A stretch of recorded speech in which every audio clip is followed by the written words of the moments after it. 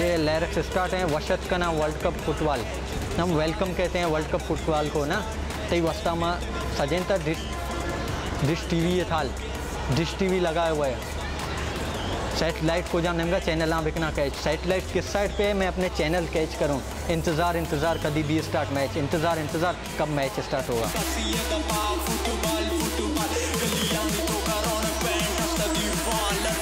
मैं यहाँ पे पेंटिंग बनाता हूँ स्केचिंग करता हूँ और फुटबॉल की प्लेयर बनाता हूँ। ये सिर्फ पाकिस्तान तक महदूद है और मैं चाहता हूँ कि ये मेरे पेंटिंग हमारा जो ये मेहनत है ये बाहर के मुल्क में बाहर के ममालिक में ला सकूं और ये दिख जाए कि पाकिस्तान में भी फुटबॉल का वैल्यू है और पाकिस्तान में इन चीज़ों के शौक़ रखे जाते हैं।